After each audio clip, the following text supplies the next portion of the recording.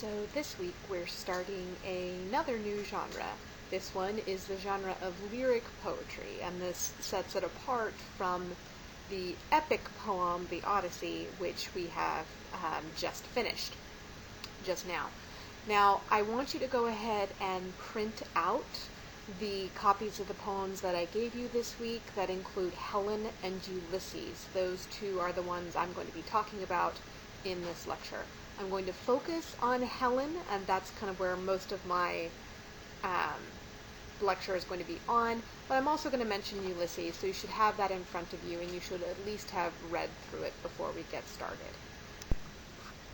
So the origins of lyric as a genre are in song, and you can see remnants of this in the fact that the words to a song are still called its lyrics.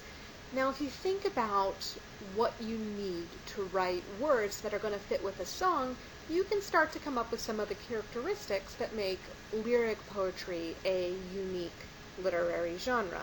For instance, if you're using a tune that already exists, you're going to need to have a specific number of syllables in every line. And if you don't, it's going to have that weird rushed sound that you get with somebody's really long name when you're singing Happy Birthday.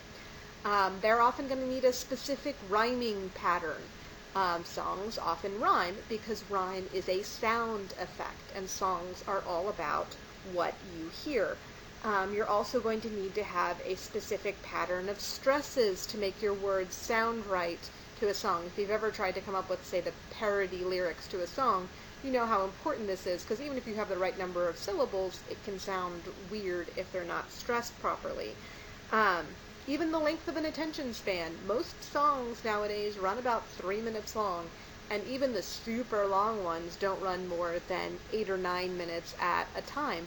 So your song just can't be all that long. All of these constraints require the distortion and compression of language. You don't write in a song the same way you would write in a journal or in a novel. Grammar tends to be rearranged. Words tend to do double duty because they have to both say something and sound beautiful. So all of these characteristics carried over into what we now study as lyric poetry. It is much shorter than other forms of literature, and it relies heavily on sound qualities for its effect. And for this reason, one thing I do recommend when you're studying lyric poetry is to read the poem out loud, if it's at all possible, because then that makes it easier for you to experience those qualities of sound that make lyric poetry so special. Now, the epic, which is what we just finished working on, was essentially a community enterprise. It attempted to express the values and goals of a whole people. It enshrined their customs, their traditions, really what they wanted out of their society. Lyric is different. Lyric is an intensely personal form. There's almost always an individual I speaking behind a poem in a way there wasn't, say, in the Odyssey. This I of a lyric poem is rarely meant to be the author. We generally refer to the I that says a poem as the speaker. But even in an autobiographical poem where it is in fact about the author's life, there's going to be some distance between the persona that's speaking the poem and the actual personality of the author. Moreover, this I is very often alone. Not always, but very, very often. When there is someone being spoken to, for instance, when the poem is addressed to someone, that person is frequently absent, distant, or just silent.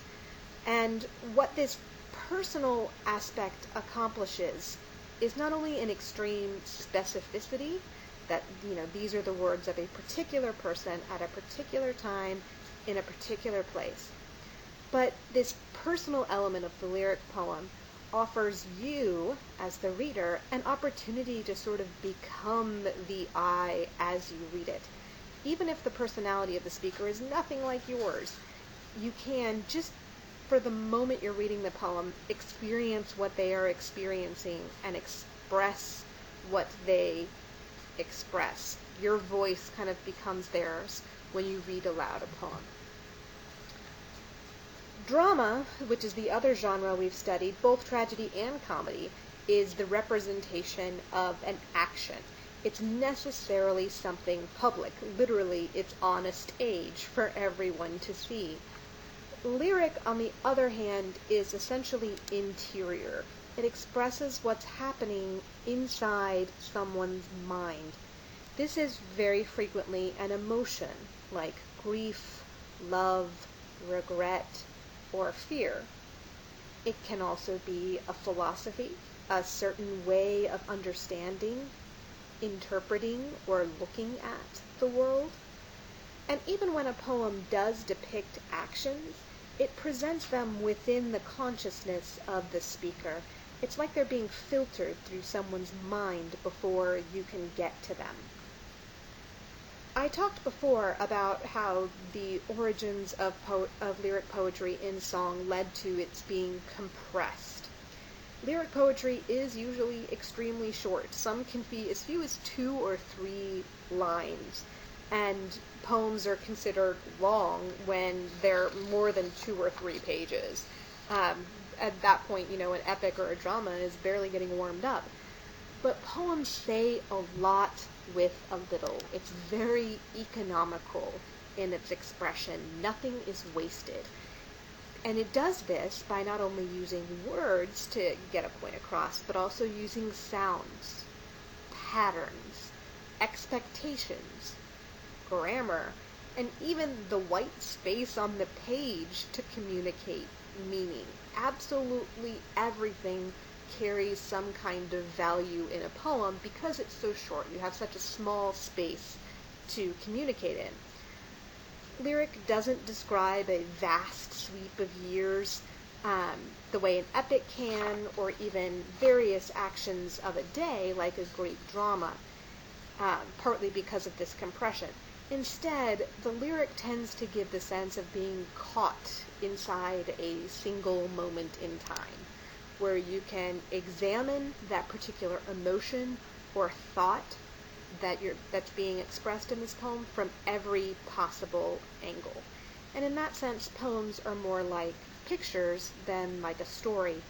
Even when poems do depict, a change over time or someone looking back over time, they usually leap from point A to point B rather than, filling in everything that happened in between. So these are some of the basic characteristics that can help you understand why the lyric poem is the way it is. Now, because of these characteristics, especially because of that economical quality I talked about, the fact that nothing is wasted, studying a poem can seem like a lot of work, especially for how small it is.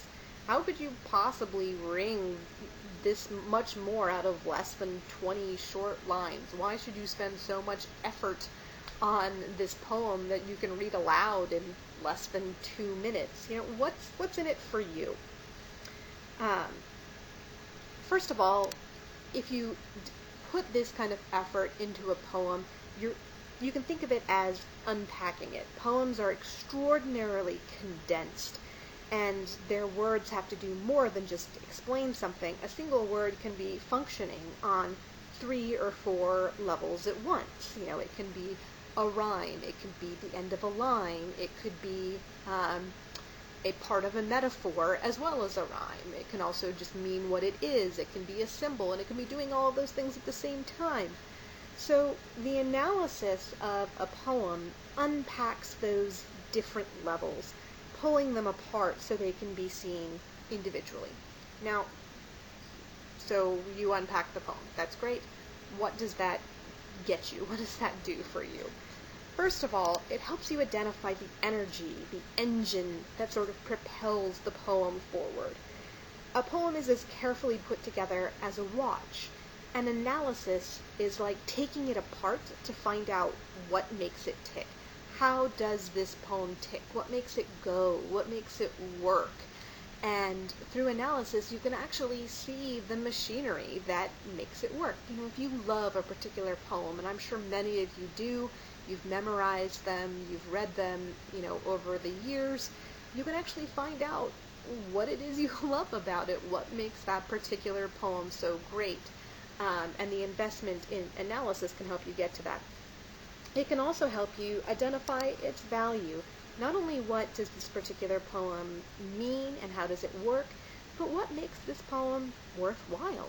What does it have to offer you? Is it wisdom? Is it experience? Is it a new sight? Analysis helps you identify the source of the wit, the poignancy, or the pleasure of a particular poem.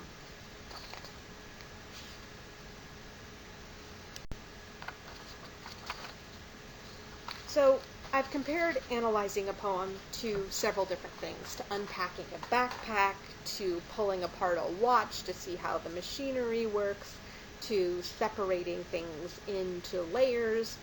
One last analogy. Another way of looking at and analyzing a poem is to think of it like looking at something through different sets of colored glasses.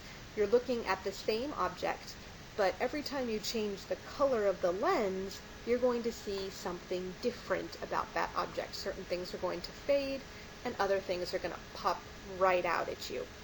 Now, using this method requires many looks at the same object. You're going to have to put on several different sets of glasses and look at the same thing again.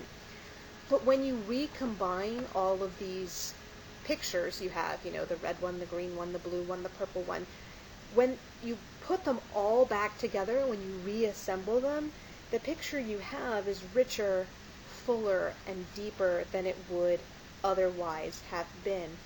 And what we're going to do next is I'm going to lay out 8 steps. And each of those steps is like its own set of colored glasses, its own lens. You have to look at that poem through this particular lens. An example of this is structure, and there are some others here. Plot. What happens in this poem? Structure. What patterns are in the poem on any level, from words to whole stanzas? What does the poem sound like? What does the language say? What kind of imagery does it use? And so you look at the poem again afresh with each one of these different lenses, and then when you're done, you can put it back together and get that vision of the whole poem and how it works in its entirety with all of these pieces working underneath it. And that's what we're going to work on. We're going to go through this whole process with Helen of taking it apart and looking at it through all of these different lenses. And then in class, what we're going to do is we're going to put it back together and see if we can get that picture of a whole. So without further ado, this is Helen by H.D. All Greece hates the still eyes in the white face, the luster as of olives where she stands, and the white hands. All Greece reviles the wan face when she smiles, hating it deeper still when it grows wan and white, remembering past enchantments and past ills. Greece sees unmoved God's daughter, born of love, the beauty of cool feet and slenderest knees. Could love indeed the maid, only if she were laid, white ash amid funereal cypresses.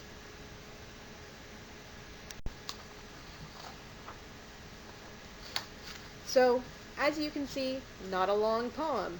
As you probably also noticed, this is referring to the famous Helen of Troy, whom you caught a brief glimpse of in the Odyssey. So that's clearly the context of what we're working with here. The other poem we're talking about, Ulysses, is obviously also not a major character in the Odyssey. But in that particular poem, that's the character of Ulysses as reinterpreted by Dante, basically, the one who, instead of dying at home, peacefully surrounded by his family, re-embarks on another journey to go west and find, in essence, the end of the world. But the first step when you're dealing with any poem is paraphrase. And paraphrase just means, what would the poem say if it were in regular prose, if you just had to write the thing out? And this is an important step, because if you don't know what it's talking about, it's not really going to help you. This is just a basic level of understanding that's required before you can really start to analyze it. Just literally, what does it say? And the first step in paraphrase is identify the sentence breaks, because almost all poems are broken into separate lines, and those lines rarely coincide with the sentences, so find where the sentences are. If necessary, you can rearrange the grammar. A lot of times poems will invert normal word order, and they're doing that for a reason, but it can make it a little bit harder to understand. So try and rewrite it in a more normal sort of way. And of course, define any unfamiliar words, any unfamiliar allusions, like I don't know what's going on here.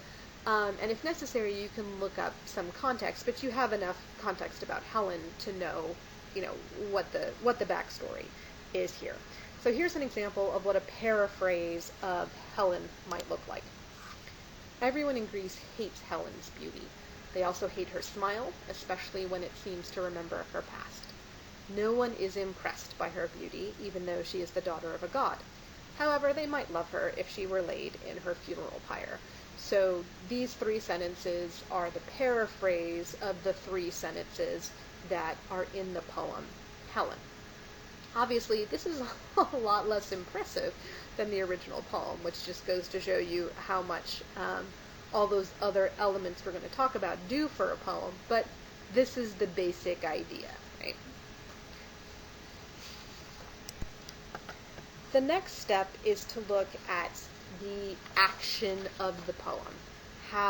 What happens. The first thing you need to identify is the speaker. I talked about this earlier. Who is the I who is saying this poem? And what do we know about his or her life and personality? So who's talking? Who's doing the talking? That's the first thing we need to know.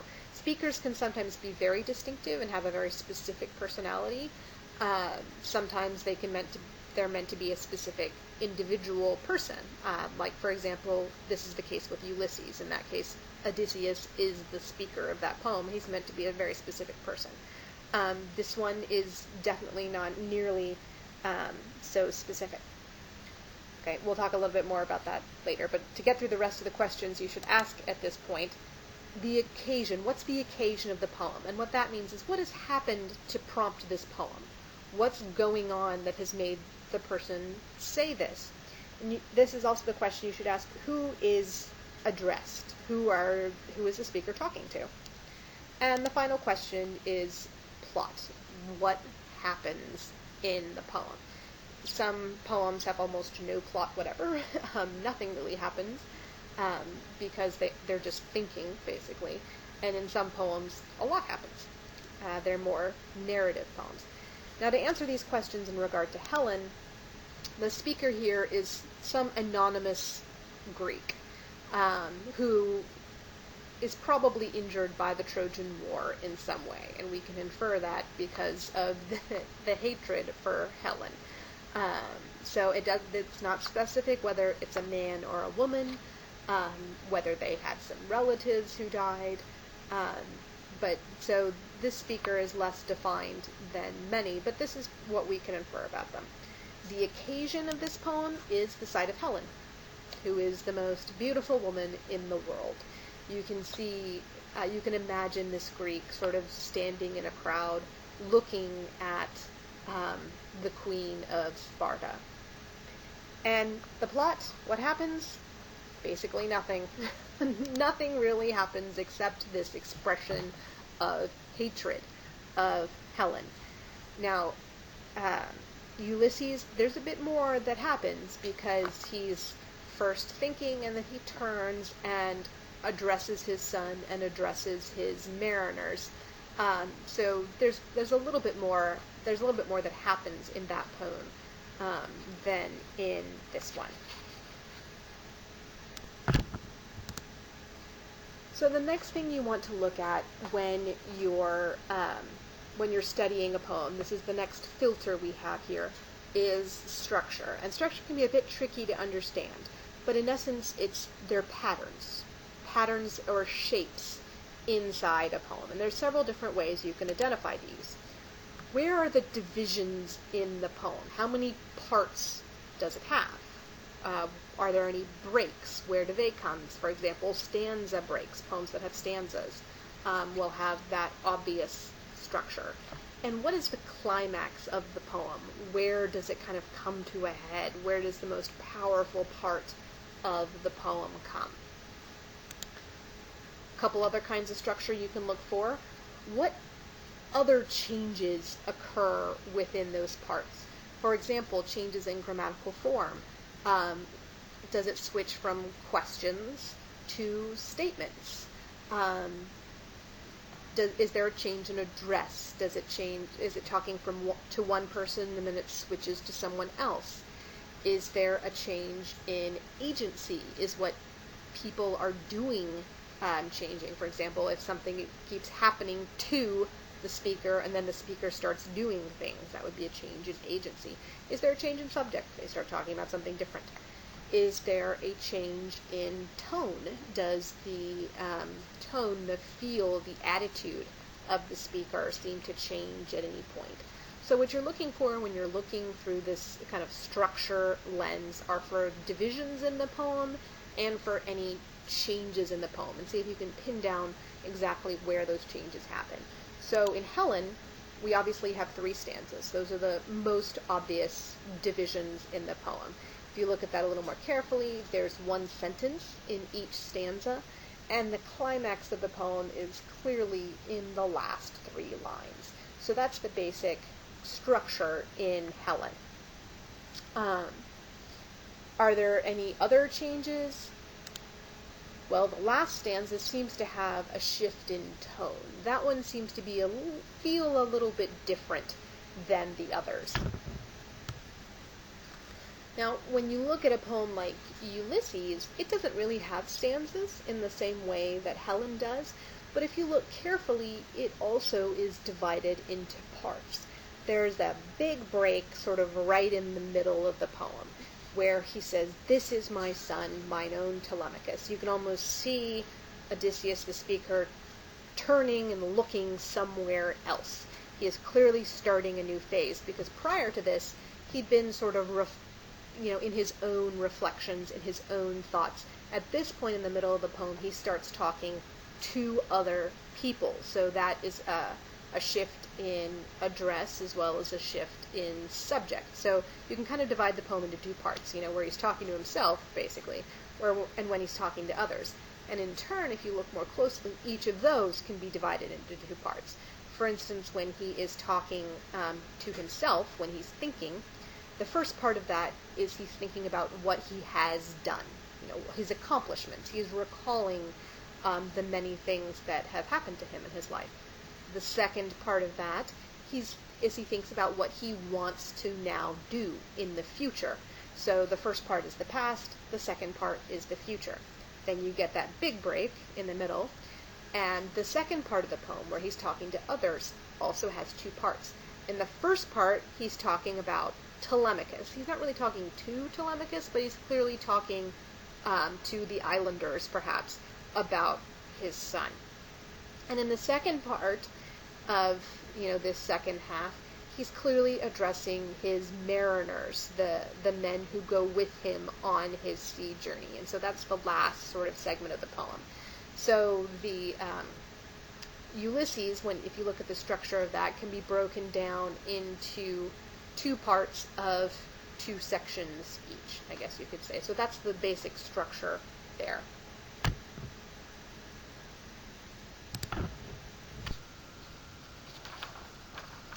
Now, we talked about meter in terms of Shakespeare, so you've already heard about kind of how to scan meter, what it looks like when you do that, what blank verse looks like. So when you look at the meter of a poem, you're looking for its basic underlying rhythm, how its words are arranged into a sort of beat pattern.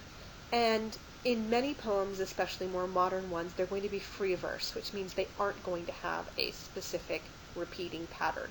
And this applies to Helen. In other poems, they do. Both Ulysses and Cassandra are written in iambs, that basic beat of da-dum, da-dum, da-dum, da-dum, da-dum, da-dum, da-dum, da-dum. Okay, unstressed, stressed, unstressed, stressed. That unstressed, stressed rhythm is what we call iambic. There are other alternatives. It can go da-dum, da-dum, da-dum. That's trochaic, right? That's the opposite of iambic. It's stressed, unstressed, stressed, unstressed. It's less common, but it does sometimes happen in English. Then you're going to look at the length of the lines. How many syllables are there per line? If there's 10, we're going to call that pentameter, because there's 5 two-syllable feet per line. Sometimes there are only 4 feet per line, so 8 syllables, and that's going to be tetrameter. These are not terms that I'm going to expect you to know and memorize, but I do want you to be aware that there are names for them, and I want you to be able to identify meter, this underlying beat, and meter is what we call the combined rhythm and line length. So we call a meter, iambic pentameter, as the combined rhythm and line length. I want you to be able to describe a poem's meter and notice where there are deviations from that meter, because that's usually where it gets interesting. And in Helen, we have a pattern of very heavy stresses. So even though there's no regular meter, the poet is clearly using the stress on the words to slow you down. So you can see the stressed words in this first syllable, in this first stanza here. And you can see all these one-syllable red words that are stressed right close together. Okay? And because they're one-syllable words, the whole word is stressed, and it forces you to slow down, and it gives the poem a sort of emotional heft that it might not otherwise has. I mean, reading this poem feels very different than reading something like Ulysses that doesn't have this very heavy stress pattern. The next step is to look at sound effects, particularly rhyme, but there are others to look for as well. First, you want to look and see what words rhyme. Is there a rhyming pattern? Okay? Because remember that rhyming words tends to pair them together and bring them into prominence, so that might be a helpful way for you to look at the poem. Then you'll want to look for other sound effects. Specifically, are there any repeated vowel sounds, which would be assonance, or consonant sounds, which would be alliteration, which we've noticed and discussed before. There can even be other sound effects as well, so listen to the poem as well as reading it and see what you notice in this step. So, in Helen, we have these rhyming pairs: hates and face, stands and hands, reviles and smiles, still and ills, unmoved and love, which is a close rhyme but not an exact rhyme, and made and laid. There's no specific rhyme pattern, but there are always 2 pairs, rhyming pairs per stanza, and it's always the first 2 lines that rhyme. As far as repeated vowel and consonant sounds, there seems to be a sort of repeated S in that first stanza, that wh or w sound in the second stanza, and there are a lot of long vowels in the third stanza. As far as Ulysses goes, I just love the sound of that line, the lights begin to twinkle from the rocks. I don't even know what to call that sound effect, but it sounds like twinkling somehow with your voice, and it's just a very effective moment of the arrangement of words to sound pleasant in poetry, if you ask me.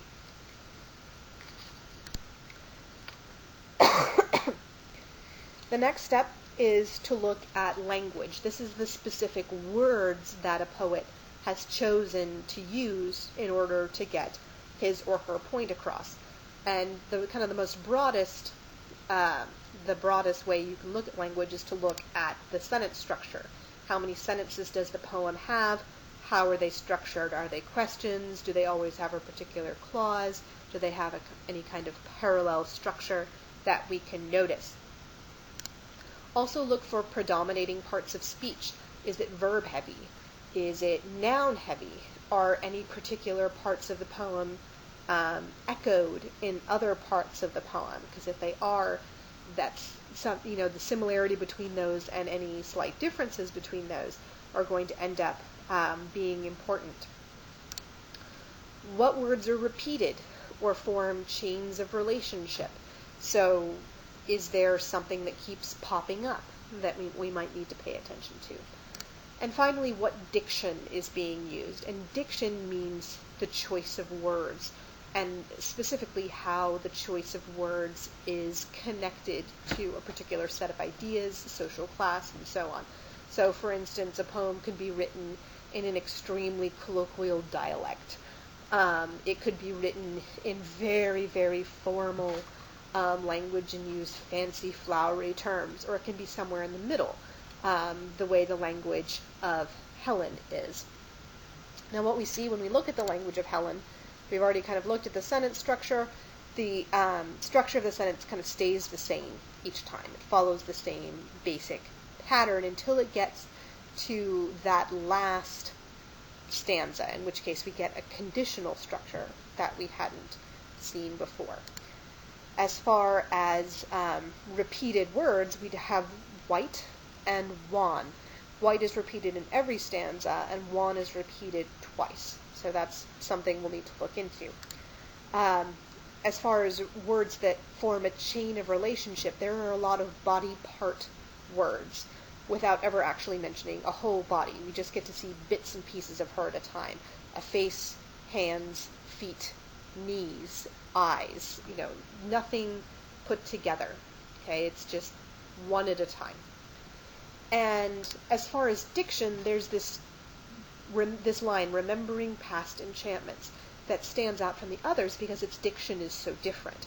Whereas the rest of the poem used single-syllable words, very simple, very straightforward, this one uses much longer, more elaborate words. So it seems to stand out from the rest of the poem.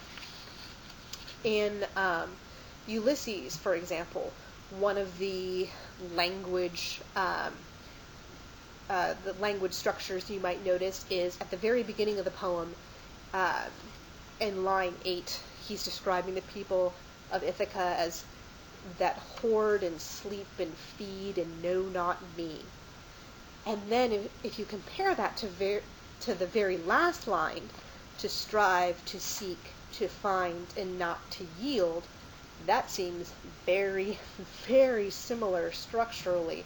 It's the same set of 4 verbs, and even in both those cases, the last verb is a negative. It has a not at the end. So clearly those two lines are meant to be compared, and we'll see what we get when we compare them. This is also where you would notice patterns of language like anaphora, which is one of the patterns we discussed in looking at Shakespeare's poetry. So this is where, these particular tricks of language would come into play. Chiasmus is another one we talked about in Shakespeare. This is where you would start looking for those kinds of patterns. Okay, so we're getting to the end here. Step 7 is to look at the imagery of the poem. So what images are used in the poem? And we talked about images a while back. An image is merely a description of some kind of sensory experience.